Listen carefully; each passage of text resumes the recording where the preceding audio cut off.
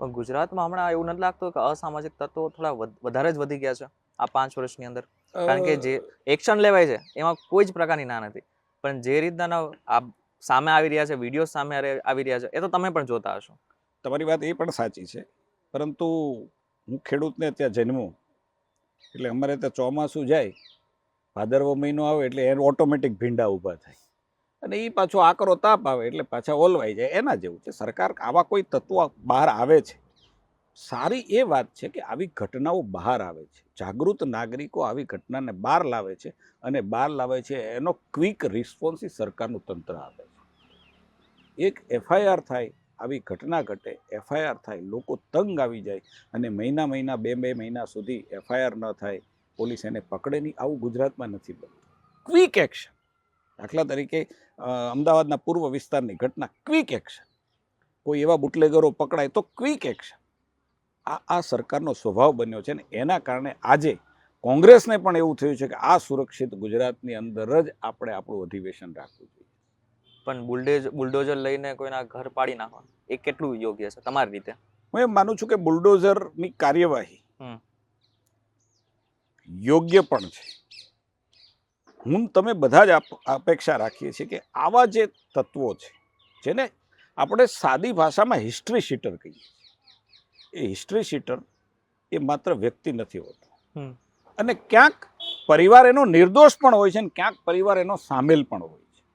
એવા સંજોગોની અંદર માસ પબ્લિકને હેરાન કરતી વ્યક્તિ એના ઉપર આવા કોઈ આકરા પગલાં સરકાર લે તો હું એમ માનું છું કે બહોળા સમાજના હિત માટે લેતો. હા, એ વાત સાચી છે કે કોઈ નિર્દોષ બેન દીકરી મકાન વગરની ન થાય એનું ધ્યાન રાખવું જોઈએ, પણ ગેરકાયદેસર મિલકતો એ ગેરકાયદેસર મિલકતો છે. કોઈ કાયદેસર મિલકતો સરકાર છે, કોઈ કાયદેસર મિલકત ઉપર એમ પણ ક્યારેય બુલડોઝર ફેરવતી નથી. સુપ્રીમ કોર્ટને કહેવું પડે છે આ વખતે તો. સુપ્રીમ કોર્ટે પણ કીધું છે, એ વાત સાચી છે, પરંતુ એ બધી જ વાત કાયદેસર મિલકત ઉપર છે. આ જ મારું મકાન છે, કાયદેસર છે.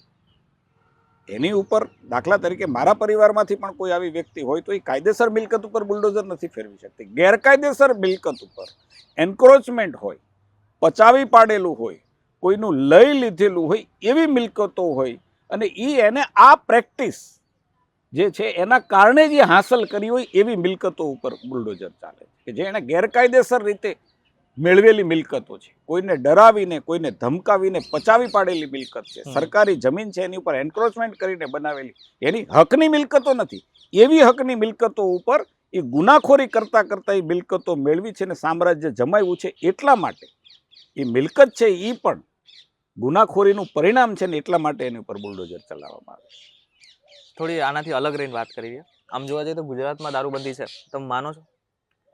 હું 100% માનું છું કે ગુજરાતનું સાંસારિક જીવન, ગુજરાતની મહિલાની સુરક્ષા અન્ય રાજ્યો કરતાં, હું કોઈ રાજ્યના નામ નથી આપવા માંગતો, અને ગુજરાતનો કલ્ચર્ડ યુવાન આજે પણ ગુજરાતની દારૂબંધી, જે વર્ષોથી દારૂબંધી છે એને કારણે સુરક્ષિત છે. હા, ઘટનાઓ એ પણ ઘટે છે, ક્યાંક દારૂ વેચાવાના પણ મારી સામે પણ હું જે વિધાનસભામાં છું ત્યાં પણ આવે છે. નથી આવતો એવું નથી. બહારના રાજ્યમાંથી દારૂ પીવાવાળા આવે છે. દારૂ પીવાવાળો એક વર્ગ છે, પરંતુ કડક કાર્યવાહી થઈ રહી છે.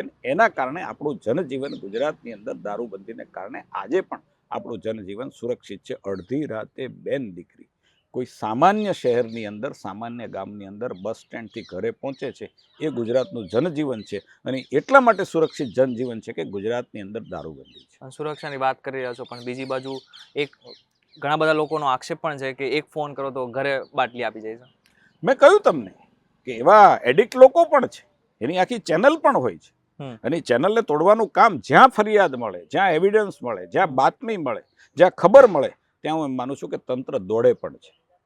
હું એવું નથી કહેતો કે દારૂ નથી મળતો કે આવી કોઈ ચેનલ નથી ચાલતી. આવા બુટલેગરો પણ છે, જેને તમે ઉલ્લેખ કર્યો કે આવા બુટલેગરો જે છે આવા બેનામી ધંધા કરીને મિલકતો ગમે તેની પચાવી પાડી પોતાનો વટ જમાવતા હોય છે. ત્યાં બુલડોઝરની કાર્યવાહી પણ થાય છે, આવા લોકોના પાસા પણ થાય છે, જેલના હવાલે પણ કરવામાં આવે છે અને આ બધાને કારણે જ આ બધું જ કંટ્રોલમાં છે.